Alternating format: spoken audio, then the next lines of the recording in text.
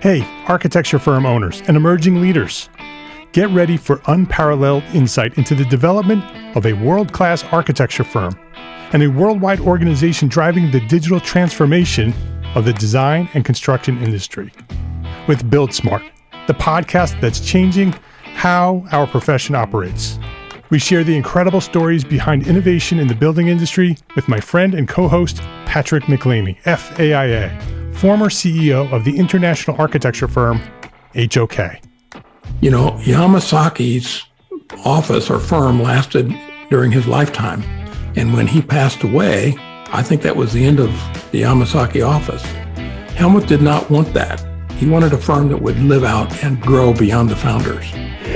In Season 1, discover the untold stories behind HOK's meteoric rise, from 150 employees in St. Louis to a powerhouse with over 1,900 staff members and 27 offices worldwide.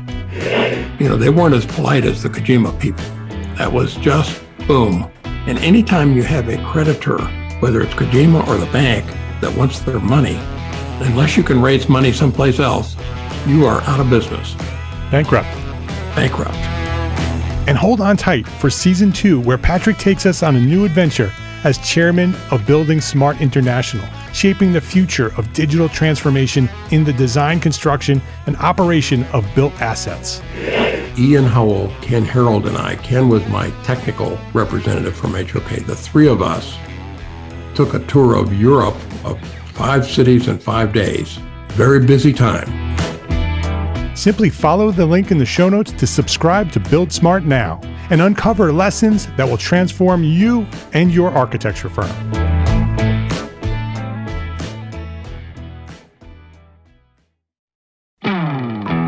Hey, architecture firm owners and emerging leaders. Get ready for unparalleled insight into the development of a world-class architecture firm and a worldwide organization driving the digital transformation of the design and construction industry. With Build Smart, the podcast that's changing how our profession operates. We share the incredible stories behind innovation in the building industry with my friend and co-host, Patrick McLeamy, FAIA, former CEO of the international architecture firm, HOK. You know, Yamasaki's office or firm lasted during his lifetime. And when he passed away, I think that was the end of the Yamasaki office. Helmut did not want that. He wanted a firm that would live out and grow beyond the founders. In Season 1, discover the untold stories behind HOK's meteoric rise, from 150 employees in St. Louis to a powerhouse with over 1,900 staff members and 27 offices worldwide. You know, they weren't as polite as the Kojima people. That was just boom. And anytime you have a creditor, whether it's Kojima or the bank, that wants their money, unless you can raise money someplace else, you are out of business. Bankrupt. And hold on tight for Season 2, where Patrick takes us on a new adventure as chairman of Building Smart International, shaping the future of digital transformation in the design, construction, and operation of built assets. Ian Howell, Ken Harold, and I, Ken was my technical representative from HOK. The three of us took a tour of Europe of 5 cities in 5 days. Very busy time. Simply follow the link in the show notes to subscribe to Build Smart now and uncover lessons that will transform you and your architecture firm.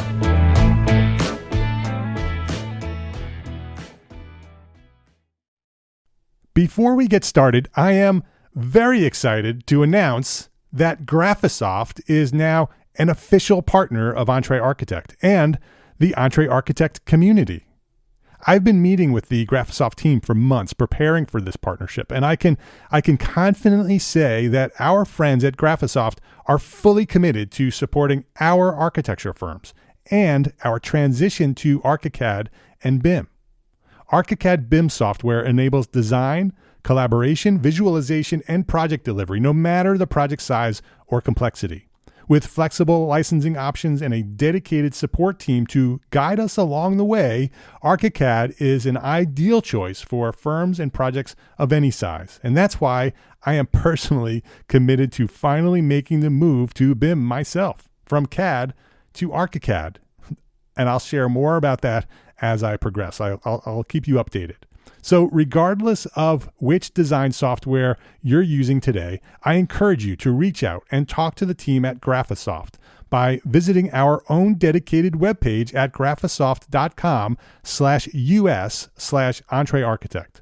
There's even an exclusive special offer waiting for our community of architects. So go now to graphisoft.com/us/EntreArchitect and see how Graphisoft is positioned to help make your architecture firm a success. That's graphisoft.com/us/EntreArchitect. Now, let's get on with the show.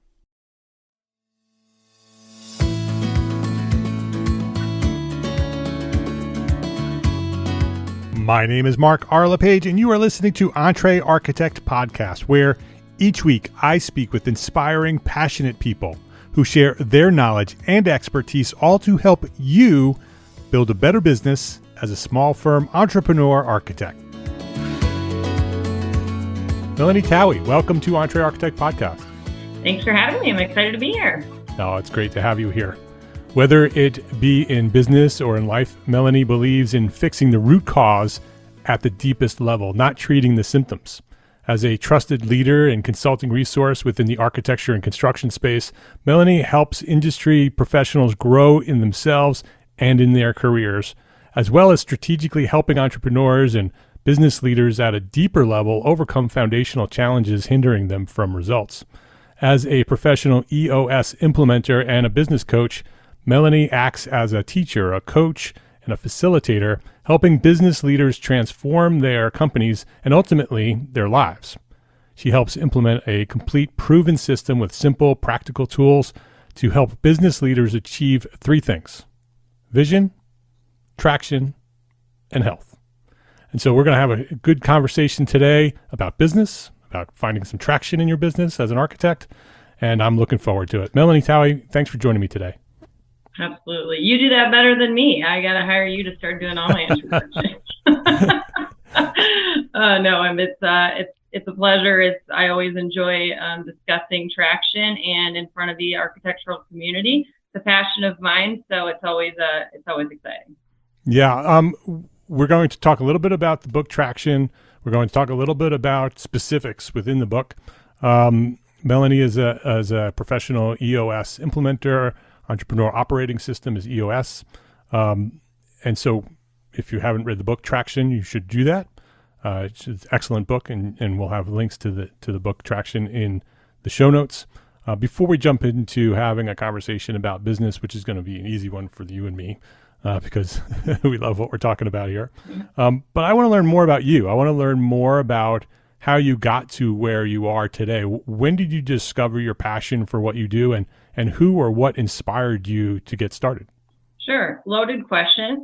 not a straight line like everybody's story, right? So I actually got started in the construction, building materials design industry about 12 years ago. I'm originally from Minneapolis, Minnesota.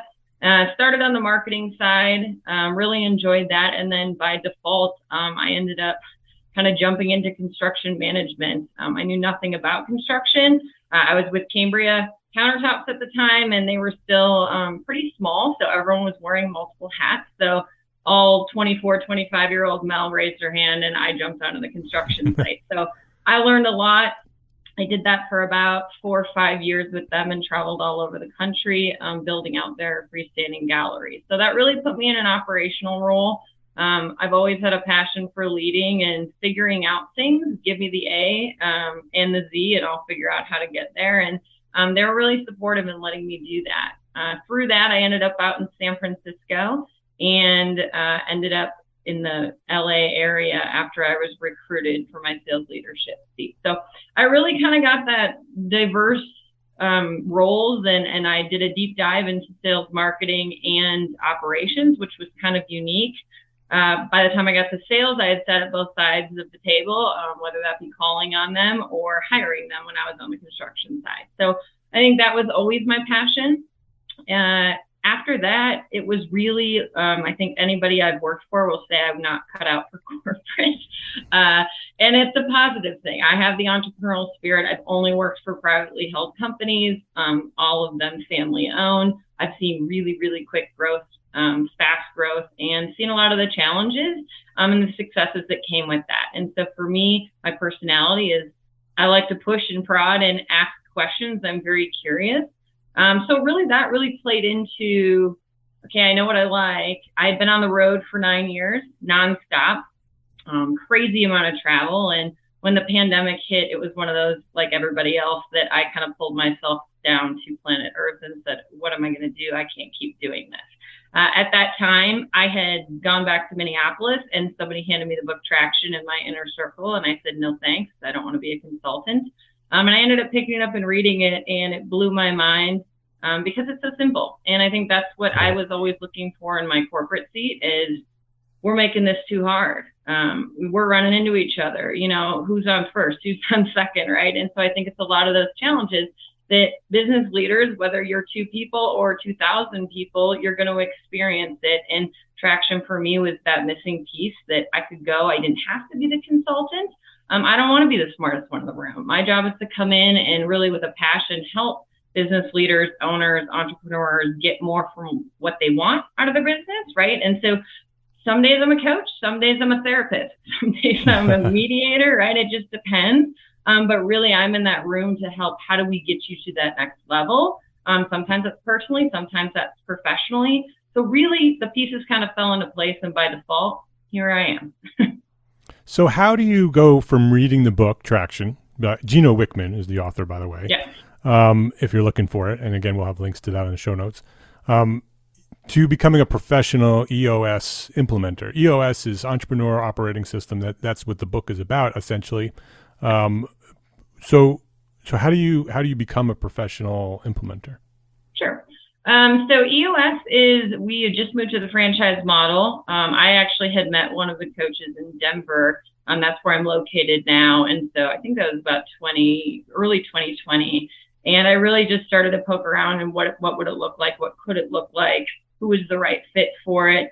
EOS does a very nice job of thoroughly making sure that their implementers in the community have the right background, have the right ability to coach. I think that was something that was missing. There was a lot of people trying to read the book and go out and do this for a living. And while there's a lot of great information, now doing what I do every day, there is a process that when followed to a T pulls all those pieces together. And the more in depth I got into that, I just realized how grateful I am that, again, they do a lot of checks and balances and make sure that the community is full of people with the right experience. So most of the EOS implementers in our community, they've run their own businesses.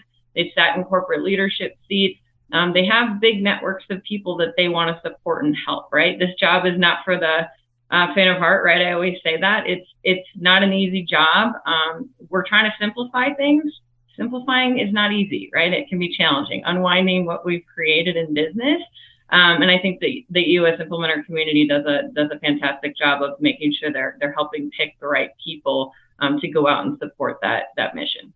Yeah. And I love that you have the background that you have, that you come from the construction, architecture, design industry. So not only do you understand our industry, you understand the people within our industry, specifically architects who we're talking to today, primarily small firm architects who are all entrepreneurs, all trying to figure out how to run their businesses, right? Architects have never been taught in school how to run businesses. So we need to figure that out some other way, which is why a lot of us are listening right now. Can you sort of give us a brief outline of the book? Sort of what is the EOS? What does that mean? So people can understand what we're talking about? Yeah, absolutely. So again, it's simple. When you read the book, you're going to go, I don't understand. What am I missing, right? I get that a lot of people, and that's the right reaction. Gino set out to create EOS, the Entrepreneurial Operating System. He uses a lot of resources in the business world. You'll see a lot of big names mentioned, and Gino was all about simplifying things and getting clarity in what you were doing in business. And so the EOS model is really about your business at the center. And the whole philosophy comes from that, as a business leader, we only wrestle with 136 issues every single day, right? And there's 6 components of the EOS model. And to the extent that we can help strengthen those 6 key components, all 136 of those issues actually go away because they're symptoms of a bigger problem at the core. So the model is all about how do you get to the root in the fastest and most efficient way. That's going to knock out your problem. So when I get a call from a CEO that says, Mel, we have a sales problem, I can't work with them if they don't understand that's not their problem. That's not your issue right now.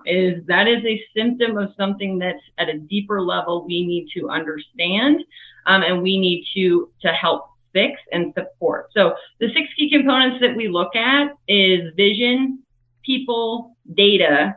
We look at your issues, we look at your processes, and then we look at traction. That's all about execution and accountability, right? So when I work with clients, I tell them this is about 3 things you mentioned in my intro. Is vision, you got to get everybody aligned. 100% on the same page, rowing in the right direction. I've yet to walk in a room where every single leader thinks and knows they're on the same page.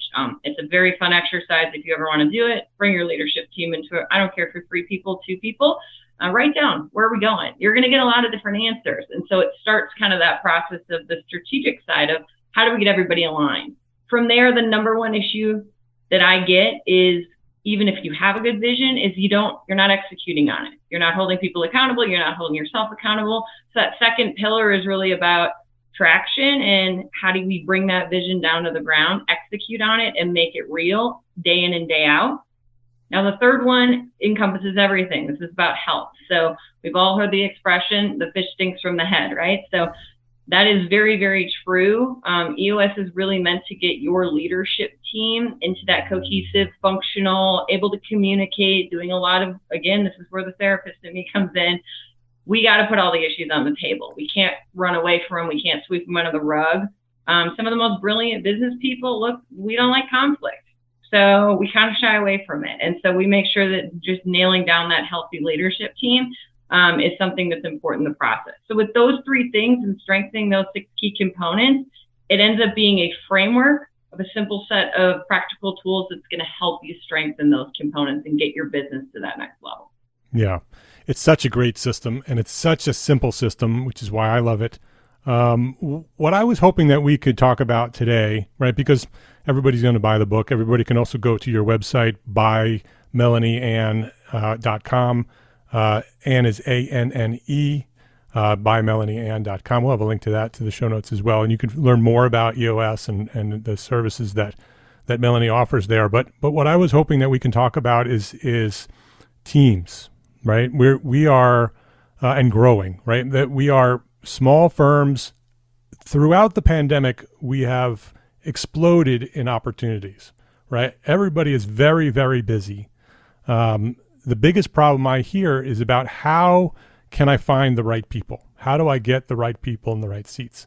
And it's been a problem. That is the number one problem I hear from small firm architects right now is I'm growing, I'm overwhelmed, I have too much work coming in, I can't get it done, so I'm hiring people. And then I find out these people aren't the right people that I need to be hiring. So can we talk about that a little bit? Because I know that EOS specifically talks about that. What is your thought on that? What are some of the steps that architects should be taking in order to get the right people in the right seats? Sure. No, I love it. It's probably the number one next to accountability, right? Is you can have a great vision. Who's executing on it, right? So it kind of makes that triangle of it goes right back to your people. So we talk in terms, you have the terminology, right? Right people, right seats. You have to have both. And I see this in a lot of my clients, right? I specifically work in the industry. And I see over the last 2 years, look, we went through a lot of growth, right? Where a lot of industries kind of tapered off and took a dive. I think we went into, hey, we've got to react to everything going on. So a lot of people made big hiring moves.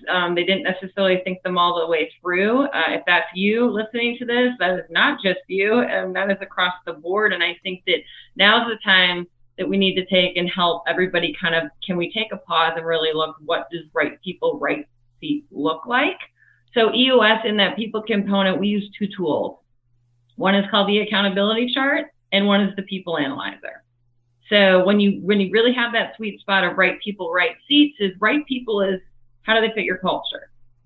In a day that the culture has never been more important, it's crucial for you as a business leader to understand who are you, not who do you aspire to be, right? Because we're not going to fake that. We're going to get to the core of who are you as a business leader. That's going to help attract the right people. So that's first and foremost, is you want it to be a cultural fit. So there's tools within the EOS toolbox that we use to make sure that you're aligned on your values, that you know who you are, so you can attract those right people, keep them, and make sure that you're in line. The second part of that is right seat. Now, this is what trips most people up in EOS. This is about accountability. And when we speak in terms of EOS, we speak in terms of structure first, people second.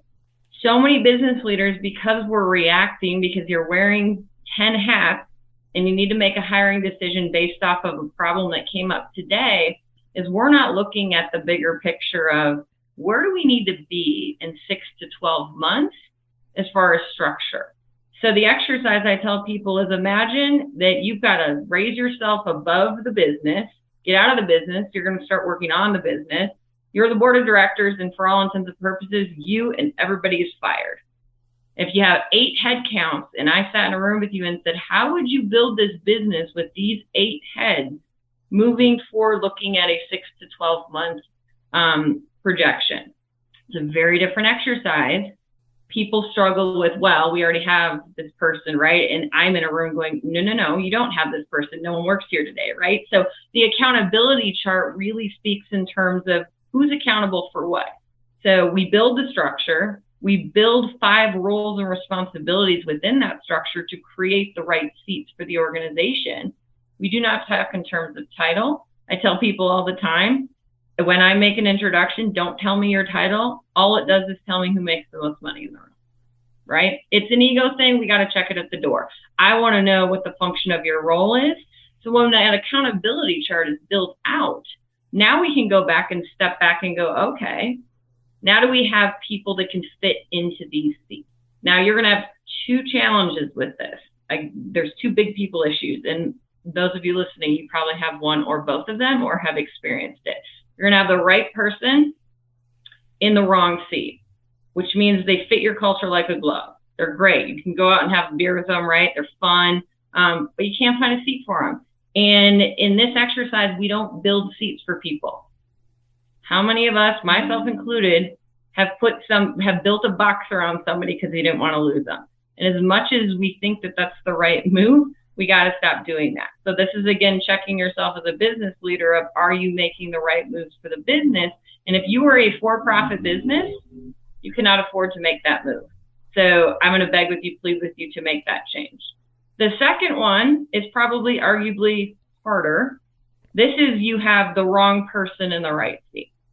These are typically your sales A players, right? Whatever you want to call them, they're killing it, but they're crushing your culture and you're losing people out the back door. And so you've got to make that change. And so with those 2 people issues on the board, it's, again, our responsibility to back up and go, okay, structure first, people second. This comes down to accountability and what's a good fit for our culture. When you get very clear on that, beautiful things happen in the people category. Yeah, everything starts to work the way it should. Let's take a quick break to say thank you to our sponsors for their support of this episode. This episode is brought to you by FreshBooks. There's a lot to love about being an entrepreneur architect, right? But trying to figure out our financials on our own is not one of those things. Luckily, we have FreshBooks, the all-in-one accounting solution that's built for business owners like us. FreshBooks takes all the not-so-fun parts of running a business, from building and tracking invoices, to managing online payments, to organizing expenses, and automates them with features like the digital bills and receipt scanner, saving you up to 11 hours a week in the process. It's also super easy to get up and running. And the award-winning FreshBooks support team, they are always available to answer any questions along the way. Compare that to some of the other financial management tools out there. Try FreshBooks for free for 30 days, no credit card required. Go to freshbooks.com/architect to get started today. That's freshbooks.com architect. So what will you do with 11 more hours each week? This episode is brought to you by arcat.com.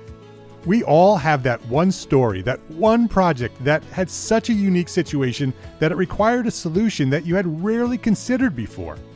We share these stories in private professional circles with our friends and our colleagues, but there has never been a collection of these stories of conflict and triumph all in one place.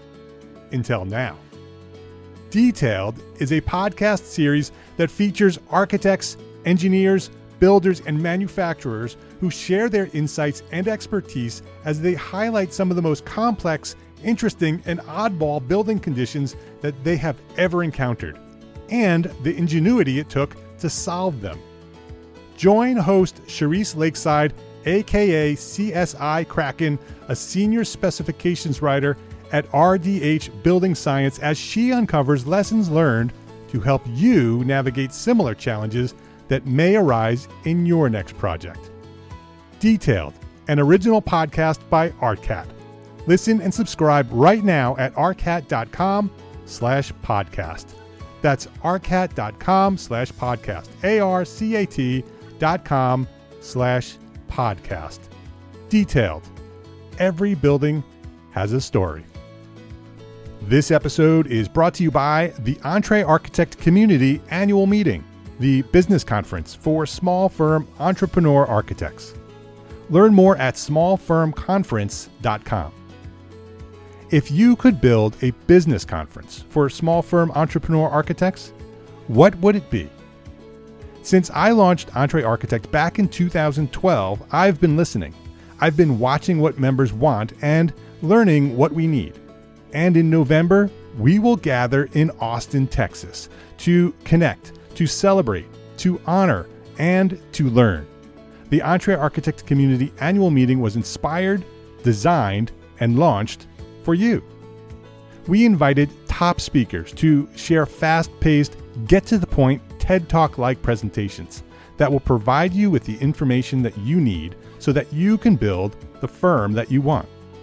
On day one of the conference, following a lineup of fantastic speakers, we'll discover the connection between mental health and our financial wealth with licensed clinical professional counselor Joyce Martyr.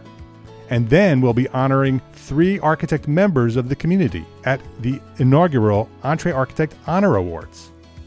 On day 2, we'll hear from more great speakers, then dive deep into the successful future of our firms with Brian McCartney of ArcMark at a 90-minute strategic planning program. We'll have some fun building models with Kenya and Matt Forget of Sticks and Bricks, and we'll learn from an icon, Gene Cohn, founder of KPF, at the Day 2 keynote. We planned this event to start with an evening reception on Tuesday, November 1st, and end on Thursday afternoon on November 3rd, so that you'll have time to connect with friends post-event to discover the city of Austin and its amazing architectural sites on Friday and into the weekend. We've been approved by the AIA for 12.75 CEUs, and everyone will leave with a cool bag of swag. Whether you're a member of the Entre Architect Community Facebook group, a member of the Entre Architect Academy membership, or a small firm architect practicing anywhere in the world who wants and needs the support and connection of like-minded architects, the Entre Architect Community Annual Meeting Small Firm Business Conference is for you. With generous support from our friends at Monograph, visit smallfirmconference.com now for tickets, and we will see you in Austin this November. That's smallfirmconference.com. Please visit our sponsors today and thank them. Thank them for supporting you, the Entre Architect community. And so those of you who are listening who have yet to hire, you're welcome. Those of you who have already hired and have the wrong people in the wrong seats or you know, and you need to make a change, right? You either need to move people around so they're in the right seats, or you need to make that difficult decision of letting them go, right? They're just not the right people for the roles that you have. So my question to you, Melanie, is what if you are in that position, right? And you have you through this, I almost said recession. I want to talk about recession. But through the pandemic, I've hired a bunch of people, right? Because I thought I needed help. And so those were the people I hired. And now I find they're not the right people, right? They're not in the right seats, or they're just not the right person for the seat. And I need to let them go. What is your suggestion as a business coach of how do you do that? How do you do that professionally? How do you do that ethically? How do you do that properly? Sure. Well, my first and foremost reaction is take a deep breath. This is it's a marathon, not a sprint, right? So don't make rash decisions on the spot. It's really easy to get caught up in this. And part of the process of what I do is we identify all these people issues. So when I'm with a client, it's sitting down as how many do we have? And there's organizations that we have 2. There's organizations where we have 49, right? Where I would say you have right people, right seat issues. And we have to tackle them one by one. And so looking at what those issues are, if you think there is a problem, one, you can't make a move until you have a plan in place. The accountability chart really helps plan, okay, for the business 6 to 12 months out, this is what we need. It really helps you hone in on the roles and responsibilities. I see it too often as we make these quick hires. They're not the right hires. We go off job title. And so if you really take your time peeling back what the business is calling for, it actually starts to create new seats that just don't have names, right? We'll call them unicorns, but they exist out there, but it's what your business is dictating. So once we figure that out and we understand what your culture is, you have to take this back to your people. You cannot operate in a silo at the top level, right? And so it is not fair to walk in, and if people go through this with me, they cannot leave a session and start firing people. That is not what we're trying to do. We're trying to create a cohesive communication between everybody in your organization. They know what the expectation is. How many employees out there can stay? They know what their actual roles and responsibilities are. Look, architectural firms, they're some of the most, you guys wear so many hats, right? And the job is so specific sometimes that it's really hard. It's like, well, I have to do this and this and this and this. There are ways that we can help sort that out so people have clarity. Once you give them clarity and set expectation, now you can start making moves. But you cannot develop core values and then hold your people to them without telling them, right? You got to give them a chance to rise to the occasion in both the seat that they're given and the culture that they exist in. And at that point, there's a process that needs to be developed, that the communication's there, and people will work themselves out of your organization very quickly. And if they don't, you have a roadmap to do that and one to follow to backfill to hire in the right way, right? So there's a lot of moving pieces to it, but it's still very simple. It's just, I encourage, take a step back and a breath before you do anything as far as it comes to hiring and firing. Yeah, and it goes back to structure again, right? That's how we started here, structure before people. Absolutely. So even if you go through this process and you're like, oh, I have a bunch of people in the wrong seats, it goes back to structure. Make sure that structure is in place, because maybe those seats can be rearranged or those roles can be rearranged. Maybe the person can find the right seat, or maybe the seat can be adjusted, right? You're not trying to make seats, but maybe the person who's in the seat doesn't look like it's the right person. But once you give them the structure and they adjust to the structure, they may be the right person for that seat. Absolutely. And we teach something called GWC, which is another, like if you take anything, a couple of these tools, one, you can find them all for free online, use them. They're great tools. But GWC is something that I tell people, put it in the back of your head and constantly when having people conversations. It stands for get it, want it, and has the capacity to do it. So when we get through the cultural part, I'm asking constantly my clients is, okay, we have this seat. We've built this function. I'm going to read the seat. I'm going to read the roles. And Mark, we want Mark in this seat. So I'm going to ask the room, okay, does Mark get this job? Do you got the God-given talent and ability to get the job done? It's a yes or a no. If it's a no, right? We got to put it on the issues list. Doesn't mean you're losing your job, but we've got to make sure that everyone's aligned. Like, Mark, you get this. The next one's my favorite. This is a miss. Do you want the job? Does Mark want the job? Not do you want him to have the job? Not we didn't know where to put him. Not it was the next greatest promotion. He should just be grateful, right? I've heard all of these comments. You have to go to Mark and ask, do you want this job? Does this energize you? Does this fill you up? And it's amazing.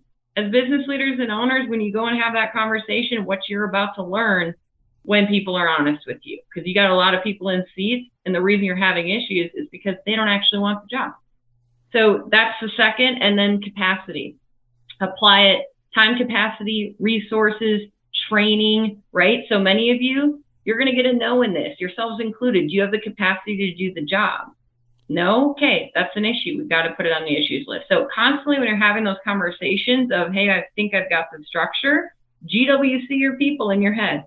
Teach them that phrase, because if you can get those three things to a resounding yes, that is when you're going to make a huge step forward. You can start to imagine you get every single seat checking 3 yeses, the stars start to align and things start moving and clicking really fast.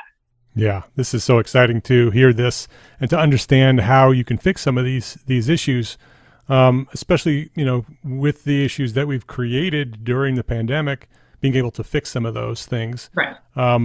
For the future. And the future potentially could be recession, right? People are starting to talk about that.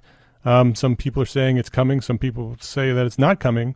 But we need to be prepared for that, right? And this is one of those steps that we should be doing to make sure that we have the strength and the people to ride out a recession. Melanie, do you have some suggestions on the fundamentals, right? The most basic important things that have to be in place in order to weather a recession? Yeah, I think there's a lot of things, but the first thing is your strategy. So you got to get your vision aligned.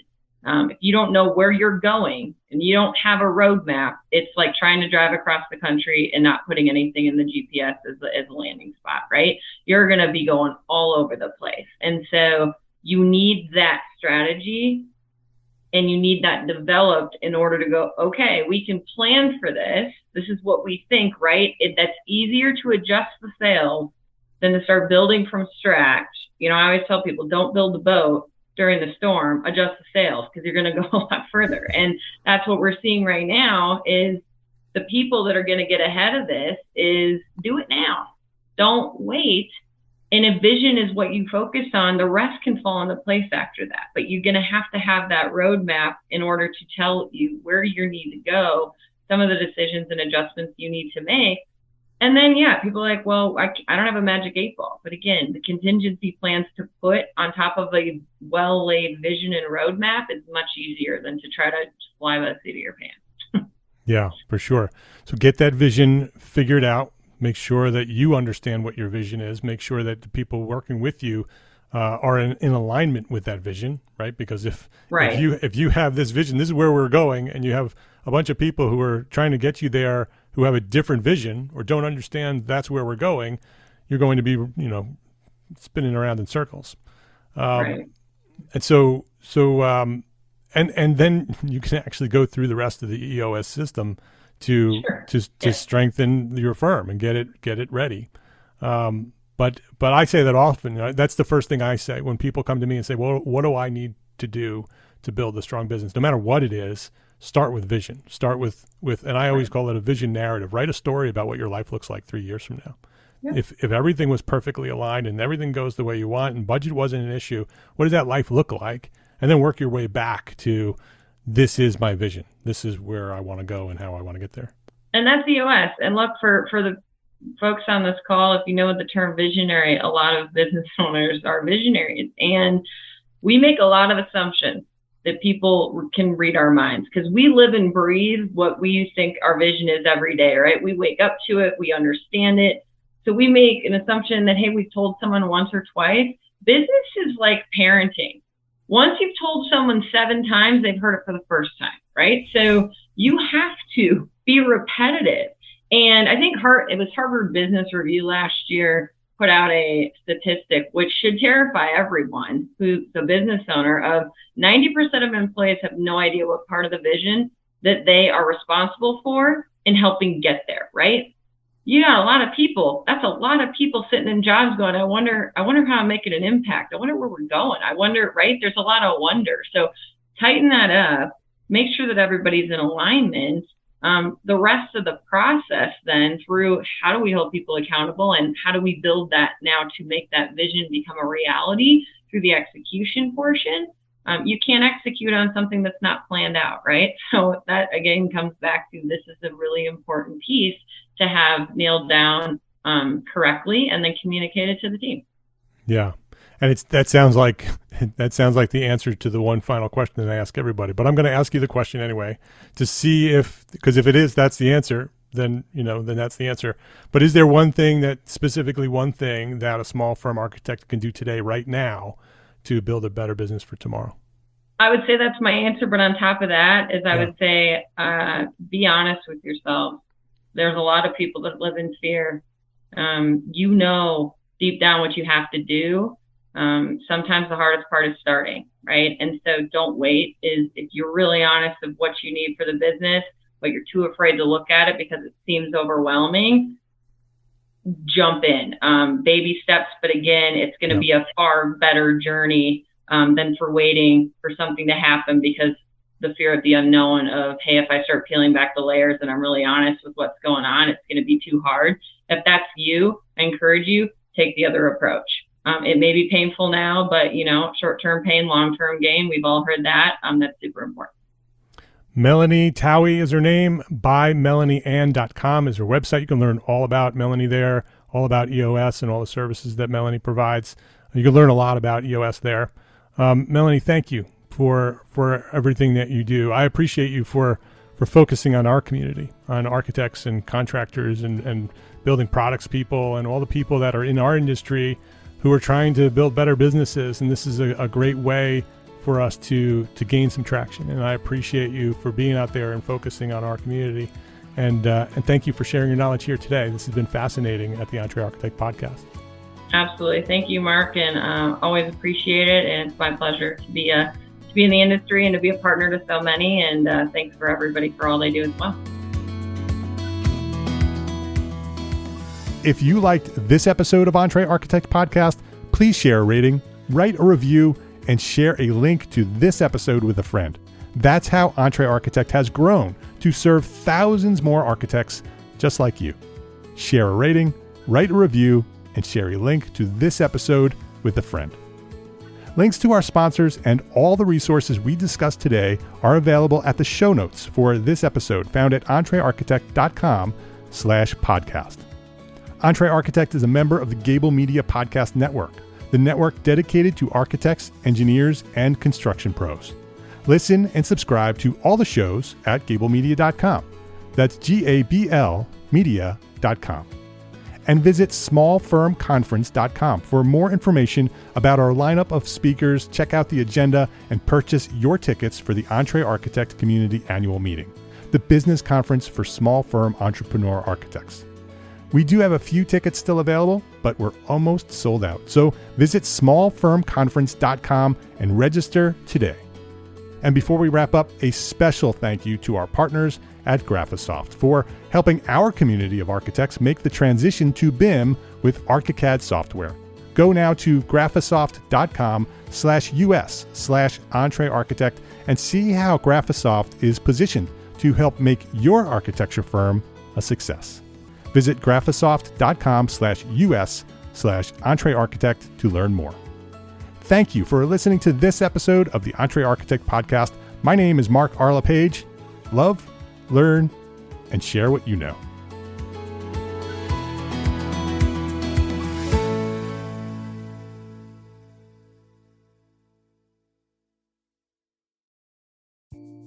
Imagine earning continuing education credits while doing exactly what you're doing right now.